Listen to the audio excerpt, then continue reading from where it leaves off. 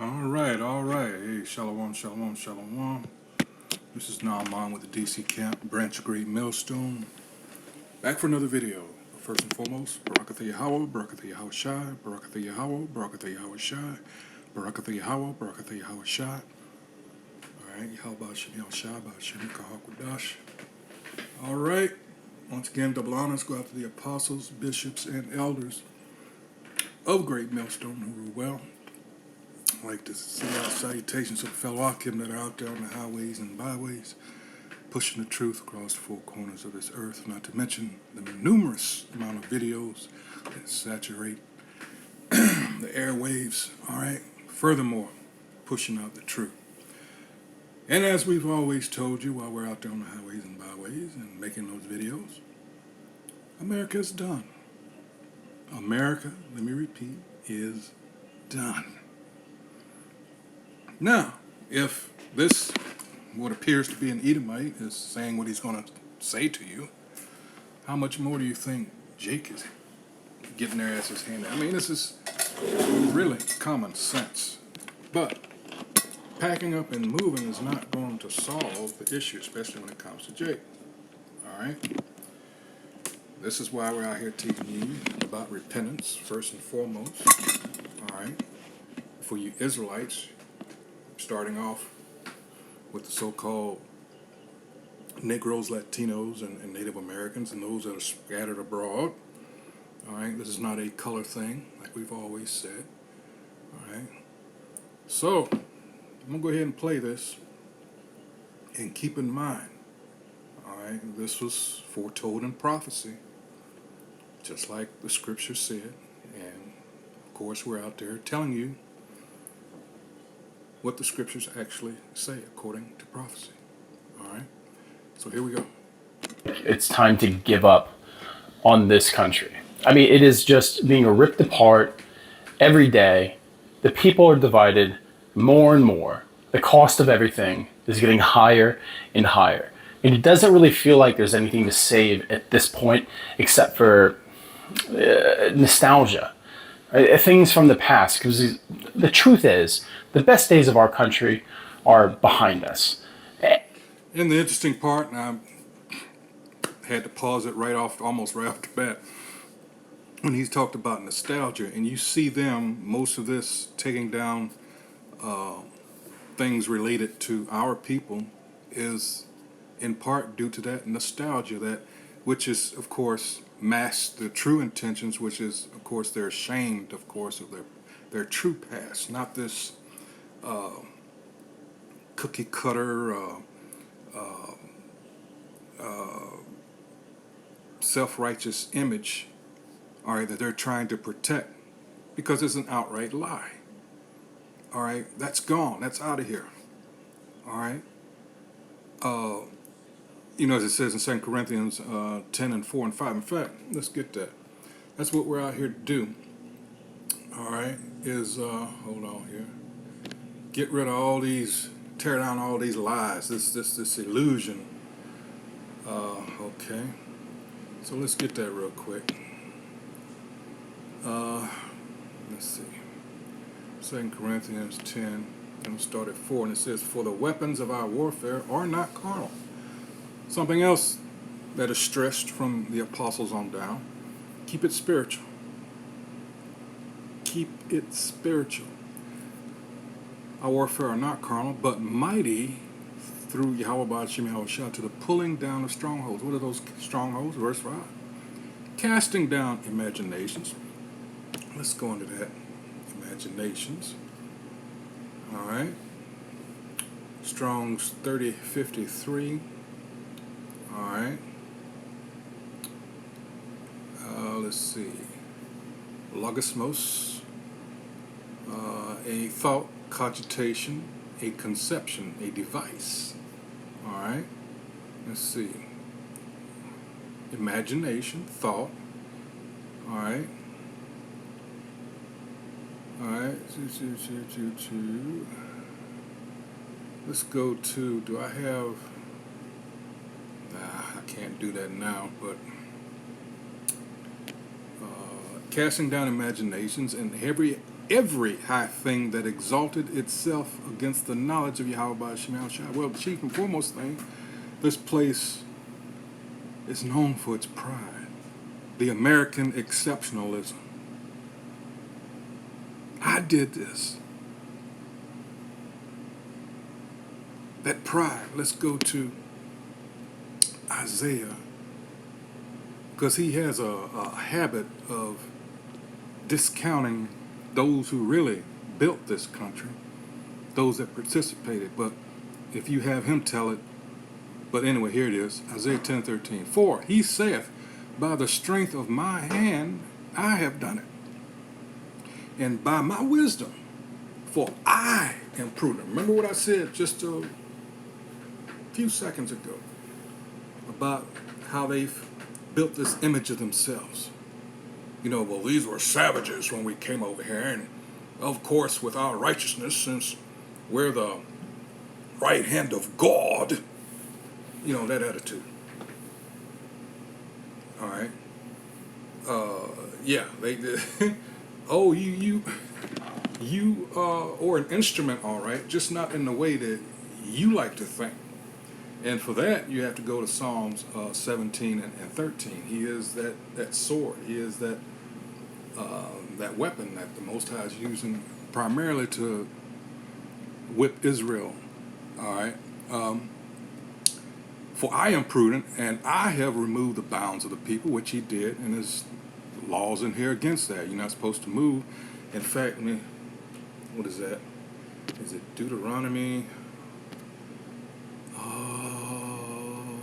Let's try 19 and 14.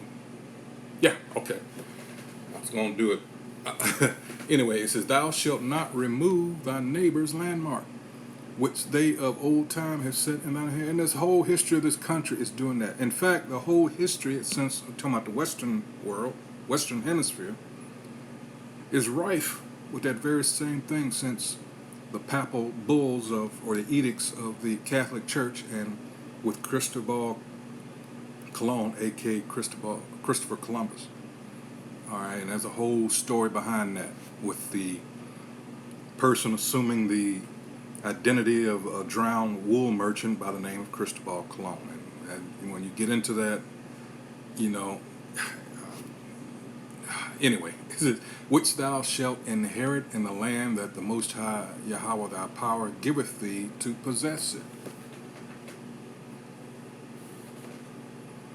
Oh. Let me read it again. Thou shalt not remove thy neighbor's landmark, which they of old time have set in thine inheritance, which thou shalt inherit in the land that the Most High Yahweh thy power giveth thee to possess it. Let's go find some more. Yep, got Proverbs here. Remove not the ancient landmark which thy fathers have set, 23 and 10. Remove not the old landmark, and enter not into the fields of the fatherless. But what does he do? Micah 2 and 10. This is, again, these are the curses coming back on this. Now he's baby hewing. He's baby Huey. He's crying. Woe to them that devise iniquity and work evil upon their beds. When the morning is light, they practice it because it is in the power of their hand. And they covet fields. Doesn't the scripture say in the Apocrypha there's nothing worse? I believe it's Sirach 10, somewhere between 8 and 14. There's nothing, I believe it's verse 9. There's nothing worse than a covetous man. And then they covet fields and take them by violence. Habakkuk 2nd chapter comes to mind too. And houses and take them away. So they oppress a man in his house, even a man in his heritage. And all the tribes, all right, this is their story. This is their story. All the tribes of the real nation of Israel. Let's go back to the video. And now you're crying. More prophecy. It's your turn. All right. Whatever the future is going to be in this country is going to be a long time from now, because all we know is that just prolonged chaos is what's ahead of us. Because the question has to be asked now, who even are we as a country? Like, can you even tell me what an American is? Can you even tell me what it is to be an American? This country means nothing anymore. Like I said, the America that we knew is a memory. When we think of what America is, we're talking about the past. A past that's usually created because it never actually existed. The idea of America's greatness is an idea only in our heads because the history of our country is so marred with brutality, both on people from abroad and people in our country. There's no time of plenty. There were times that were easier, sure, but where was this great time where all Americans thrived? But see, when we say that, we're told to shut up, get over it. What are you talking about? As if we're mad. But, okay, what are you saying now?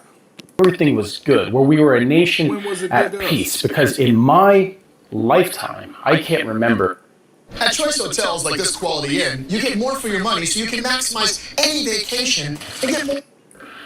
a time that we were truly in peace. We're always involved in something somewhere. And in the vast majority of my adult life, over 20 years, our country was at war. Our country was getting involved in other people. That's a good point. The history of this country as a whole, with the exception of maybe 25 years or so, is nothing but conflict, whether directly or through proxy. People's problems. Our country played the bully and played the policeman. Yep. And you just have to be tired of it at some point. You just have to ask yourself, is this what represents me?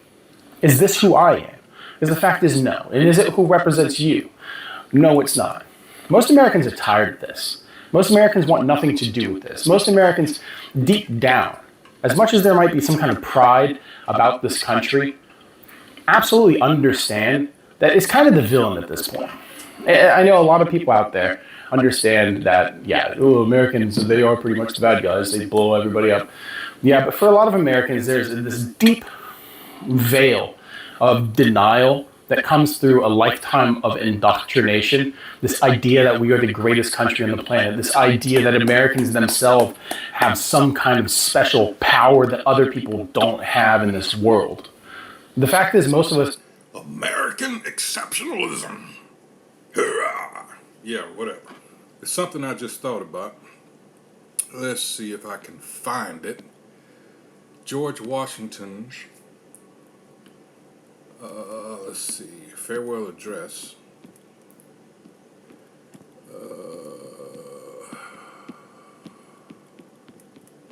He mentioned something that, yeah, America's guilty of. They walk right into it. And the thing is, Kennedy, John F., JFK, was trying to head it off. Let's see.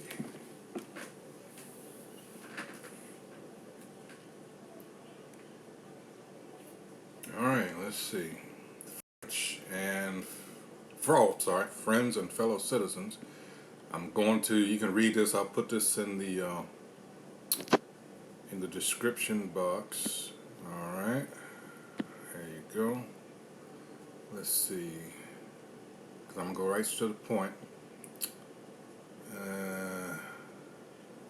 The impressions with which I first undertook the arduous trust were explained on the whatever. Anyway, let's see. The hell? Okay. Let's see if I can find it. Welfare, which would not end but with my life. That's not it. Unity of government. Let's see. Independence at home for peace abroad, for your safety, your prosperity.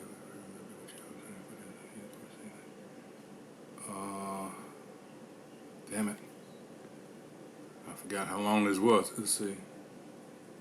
Should probably make the immense value of our national union. It sounds like this is going into it. Let's see.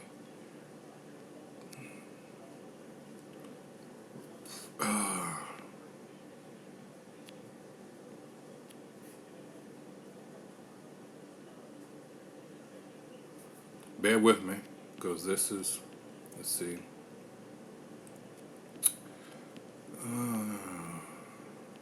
Damn it. Come on.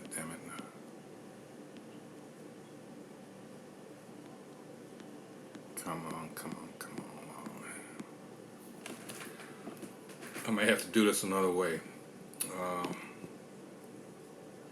Let's reword this, because that's a lot to look through. Let's see. Damn it, come on. What? That's not what I, okay, there we go. What? How did that? Man, this thing is tripping. I did not do that.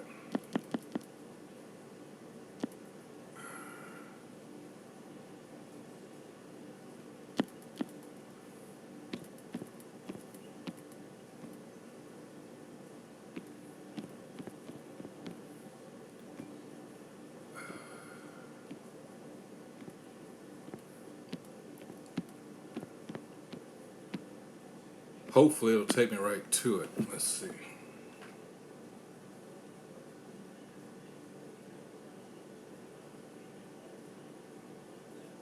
Here it is.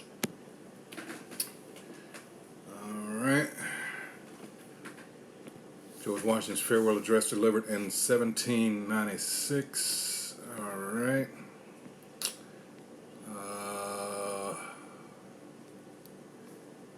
Damn it. Come on. Go through all this. Let's see. Damn, 7641. Yeah, alright. Farewell address to the Union. Importance of unity. That's not what I'm looking for. Here it is. The worst enemy of government. Loyalty to party over nation. Alright. Let's see. Here it is. Danger of foreign entanglements. This is what I was looking for. And of course with AIPAC and that very, very powerful Israeli lobby, this is what JFK was trying to do away with in June of 1963, I believe it was.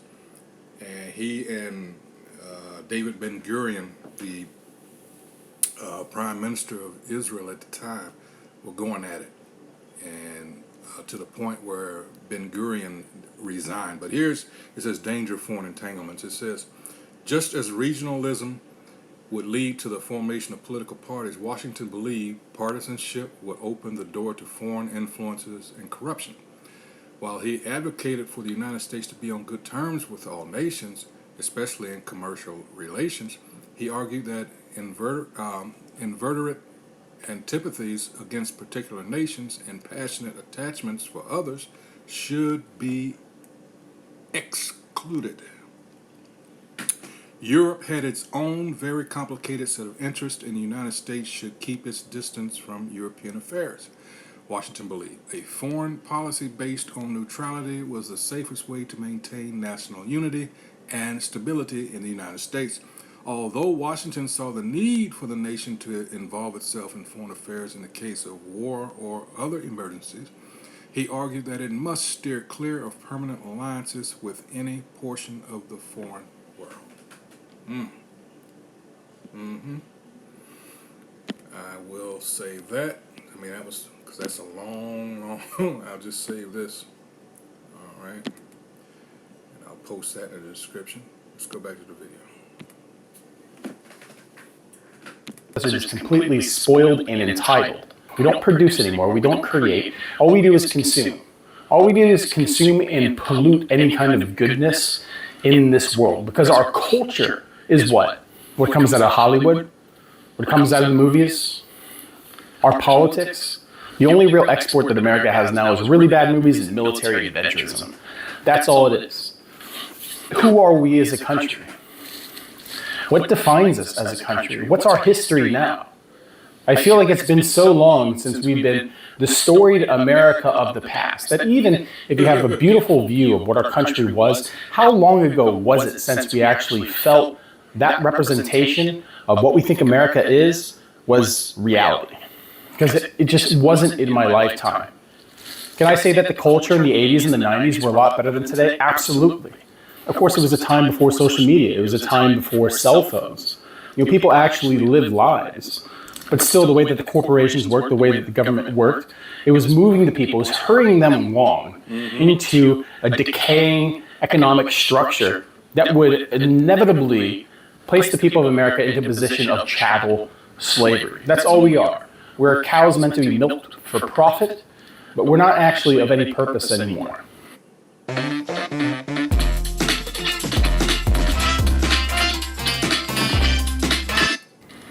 Hence, the move to mechanize everything, because that's where it's going. They really have no need, and people just went along with it. All right, this place is through. All right. Wow. Like I said, what do we create? If you look at our cities, what cities are we actually proud of in the United States? Where are the new buildings? Where are the new roads? Where are the new towns? America is decaying. It is a Except for when they're pushing Jake out, gentrification. Oh, there's plenty of building in that regard. festering, rotting body, and the people have been feeding off of it to survive for a long time, and most of us are getting food poisoning at this point, and we can't stomach another taste. But what can we do? Is there anywhere else in this world that we can go, where we can escape America? No, because America is everywhere, because our culture has reached every part of the world. The worst parts of Americans have leaked into every other culture that even if I go to a place where I don't... How many times have hey, prophecy, right? All right, well, hell, let's go. Because those are characteristics of what? Edom, right? This is what he was known for. Let's go to Habakkuk 2, all right? And this is what we're doing out here on our watch, all right? Trying to tell you about these things, but of course, you all don't want to listen, and I'm going to go straight to the point. Because this is who we're dealing with. Behold, this is Habakkuk 2 and 4. His soul which is lifted up is not upright in him, but the just shall live by his faith. And him that it's talking about here are the descendants of Edom, or Esau, the Edomites. All right, and these are characteristics of who were, since the Greeks, they took over that area from Alexander the so-called Great, and it says, yea, also because he transgresses by wine. This wine that it's talking about here is not talking about drink, as in the sense that you might think, wine and liquor, that sort of thing, but it's talking about philosophy and doctrine. He is a proud man, neither keepeth at home, who enlarges his desire as hell, and is as death, and cannot be satisfied. Doesn't matter how much money he makes, he wants more. Doesn't matter how much of yours that he has, he wants more. He wants it all. All right? But gathereth unto him all nations, and heapeth unto him all people. Greeks, Romans, and ever since they set up wherever they go. All right? And this is the warning. Shall not all these take up a parable against him, and a taunting proverb against him, and say, woe to him that increases that which is not his? How long? And to him that ladeth himself with thick clay. That thick clay there, the word there is abatyeth, and that means debt. All right? What is this ruled by? All right? And it says down here, it says, ladeth himself with thick clay, and it goes down here at the bottom. It says the Chaldean, substitute the current system that you're under, is compared to a harsh usurer, and his ill-gotten treasures to heaps of pledges in the hands of a usurer. What is a usurer? All right?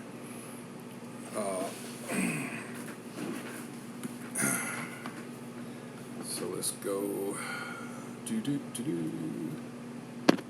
All right. What is a usurer?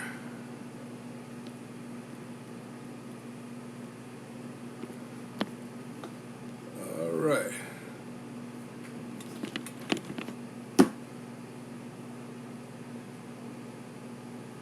All right, one who lends money and takes interest for it.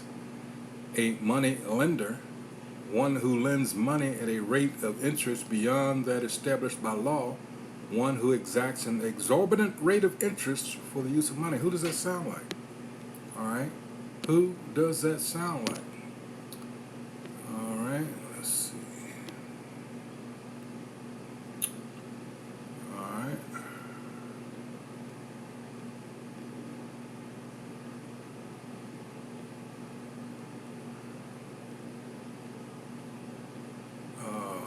Or is it 22? Hold on.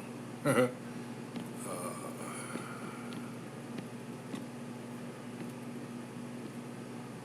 might be 22. Yeah, it is. It says, Proverbs 22:7, the rich ruleth over the poor, and the borrower is servant to the lender. This has been going on since on this side. It was the Bank of England established 1694, somewhere around there. They figured out how to, and it's just been improved upon ever since. It's not, some may consider it genius, but it's very basic. All right, what did Moses Amshar, the patriarch of the Rothschilds, say? All right, when they were Bauer. All right, he says, give me control of a nation's money, and I'm paraphrasing, and I care not who makes the laws. Why would he say that? It's common fucking sense. All right?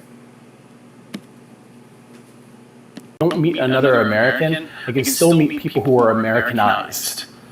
I think it's one of the great sadnesses of the modern age is that our culture, our vampiric culture, has leached the originality. Did you hear that? Vampiric culture. That's all these people are at the end of the day. They are vampires. They leech from us both physically and mentally. I don't even like to be around them. Psychic vampires, all that shit. Vampires, vampire. Out of so many other cultures and created nothing but a corrupted landscape of corporate billboards. That's what America is now. America is the corporation. America is citizens. See? How many times the great millstone told you that? This is not a country, it's a corporation. The president is nothing but the CEO, the equivalent. All right? Y'all think the president is the end-all, be-all, that the buck stops at? No. United. America is not the people. And it doesn't matter what people those are. It doesn't matter if they're white, if they're black, if they're Hispanic, if they're Native American, if they're Asian. It doesn't matter. There is no real Americans anymore because to be an American is only participate in the American economic system. That's all it is. This place is trash. This place means nothing. And it's tragic because so many people throughout generations have given their life to bring America to where it is today, but this isn't what we were promised. Dying people on battlefields who were promised that their families would be led into a better time were deceived. The oaths that people made to them were broken, and the people have been led back to an economic plantation. America is a broken state, and the people deserve more. Although a lot of people out there would say that, no, Americans don't actually deserve more because this is... Really? Do the people really deserve more? Really? Think about that. That's a good question. Do the people, the American people, deserve more? Huh. I would argue no. For so many reasons. All right? This system, this pit, all right, Again, that was designed for us. And look what's happening. Now, let's see. A brother brought up a good, let's see if I can remember it. It was in Sirach. There's also Psalms 7, 15, and Psalms 9. But the general, let's see if I can remember, was it 27? Let's try this. I might have went down too far. Oh no, here it is. It was 25. He said, whoso casteth a stone on high casteth on his own head. Think of the, I hate to bring it up, but in mythology, who was it? Sisyphus. All right, he had to constantly roll that big ass rock up the hill, and it kept coming back down. Whoso casteth a stone on high casteth it on his own head, and a deceitful stroke shall make wounds. And there's plenty of deceit. We can stay in Sirach and go 10 and 8, and this is why there will be, all right, just let Scripture say it. It says, Sirach 10 and 8, because of unrighteous dealings, injuries, and riches got by deceit, the kingdom is translated from one people to another. All right, and I was talking about that pride. Why is earth and ashes proud? There is not a more wicked thing than a covetous man. For such an one setteth his own soul to sale, because while he liveth he casteth away his bowels. Yeah. We'll come back to that. Let's continue on. This is exactly what they voted for. I think the fact is, Americans have lived for so long under the illusion that they are something that they're not. Illusion. We are rapidly beginning to understand the lie that has been told to us. The pill of bullshit that we were force-fed when we were kids has been rejected from our bodies. I am so glad that I've spent so much time out of this country, and it's freed my mind from kind of that Americanized concept of self, because it's incredibly...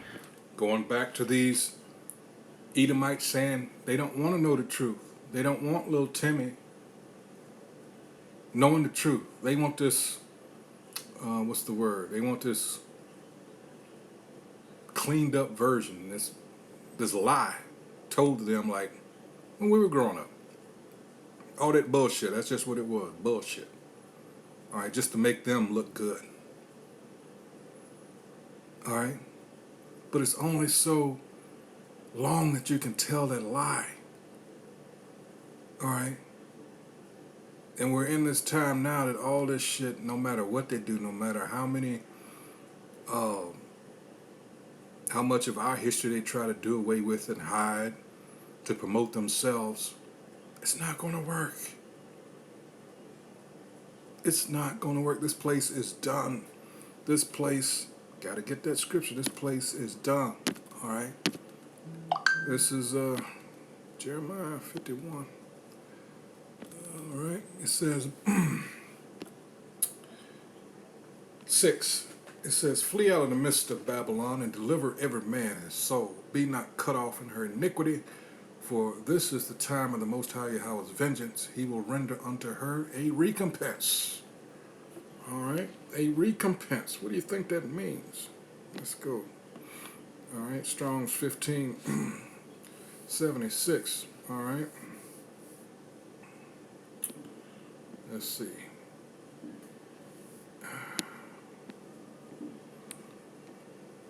Sometimes you gotta go. I didn't pull up my dictionary here, but hold on. Oh boy. Recompense. All right.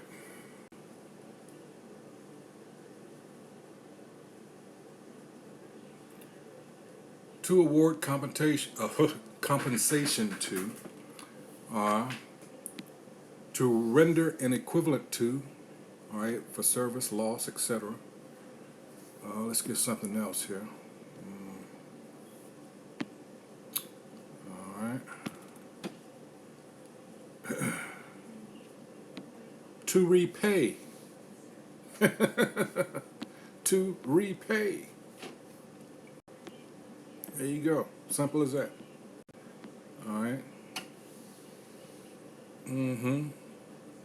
Compensation, that's one injury or wrong, etc. All right.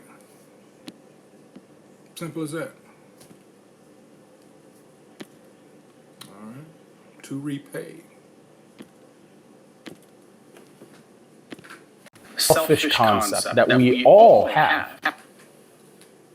Because America is a nation of individuals, yes, but the worship of individualism is cancerous to community.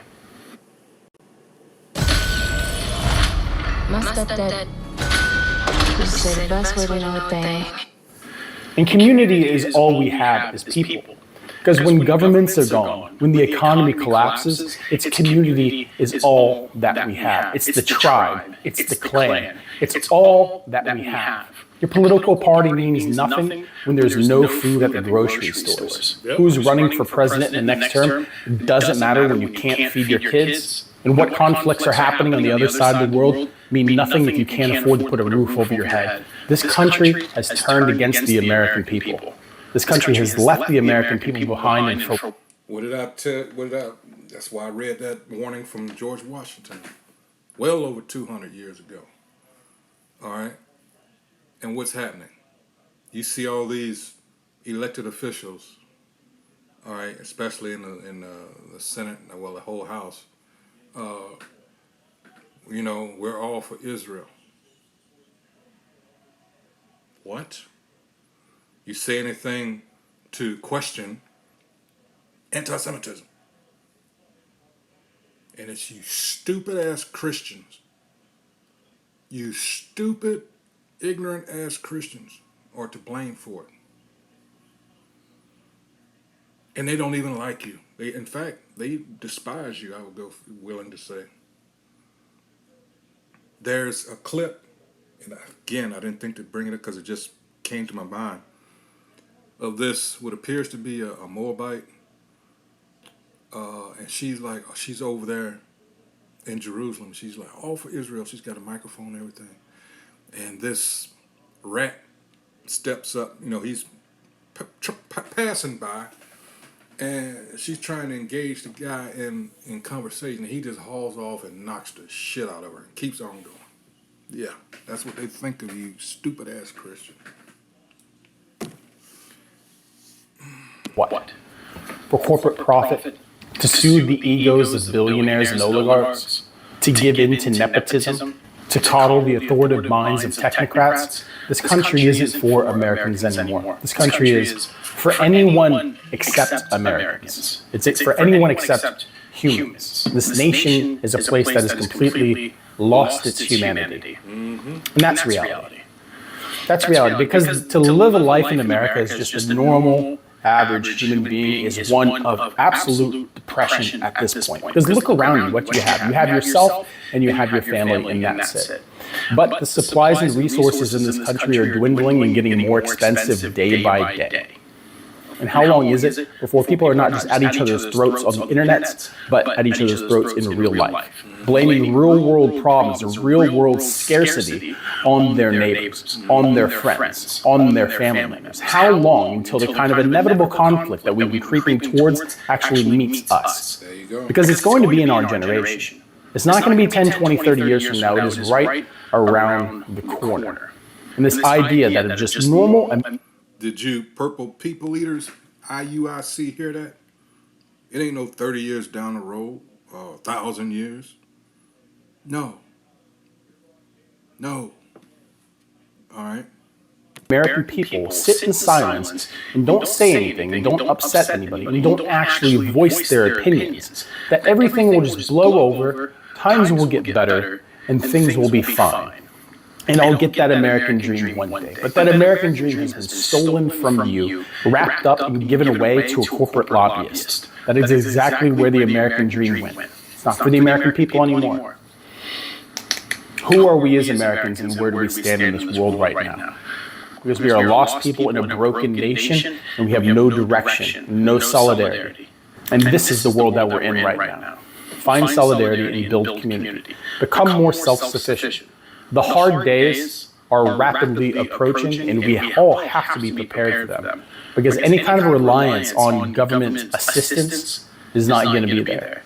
Rental assistance is about to go, right? WIC, EBT, food programs for the needy, those are about to go.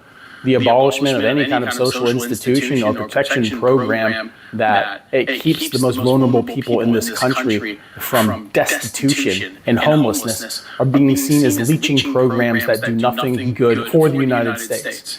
And they're right. It doesn't do anything good for the United States.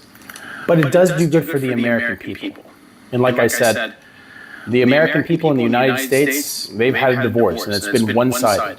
And they've left us all behind. So, if you're still here at this point, like and subscribe. Think about becoming a member. I think it's real rough out there right now. And I know a lot of people agree. And let's just all try to make it and survive. And so there you go. I'm going to cut it there, but let's get some, hey, you got to get this scripture, because what he's talking about, this is, St. Matthew, 24th chapter, all right, 12th verse. It says, and because iniquity shall, you just feel it, all right? It's like it's that old expression, it's so thick you could cut it with a knife. Yeah, anyway, it says, and because iniquity shall abound, the love of many shall wax cold. It's coming to that. Like he said, all these programs and everything that was to keep people from being destitute, they're quickly taking that away. And this is by design, all right? It says, but he that shall endure unto the end, the same shall be saved. So you Christians, I'm saved. What are you saved for? I'm saved from a world of sin. No, I mean, that's, all these people are stupid and ignorant. All right, damn, like I say, there's reasons. Daniel 12:1 is there. Isaiah 13th chapter. Because let me tell you something, these immigrants, legal or otherwise, trust me, they're making plans, all right, especially in light of what's been going on here the last 3 months or so, all right, 4 months. They're like, fuck this, but, the damage is done to this place. I was in, let's go back to Jeremiah, let's see, 51, I was at 6, all right. A recompense, right? It says, Babylon, this place, America, hath been a golden cup in the Most High Yahweh's hand that made all the earth drunken. Drunken with what? It says, wine, the nations have drunken of her wine, her philosophy and doctrine. Good old democracy. Yeah, we must export it throughout and they have. That's what he was talking about earlier in the video. Where can you go where you can't see some trace of America? He says, therefore the nations are mad. Babylon is suddenly fallen and destroyed. Howl for her. Take balm for her pain. If so be, she may be healed. We would have healed Babylon, but she is not healed. Forsake her, and let us go everyone into his own country. For her judgment reaches unto heaven, and is lifted up even to the skies. And that's echoed in Isaiah 13 I was talking about. Verse 14, and it shall be as a chased roe, and as a sheep that no man taketh up. They shall every man turn to his own people, and flee every one into his own land. Hey, so with that, I hope whoever views this has been edified, as is always the case. And until the next video, hey, shalom.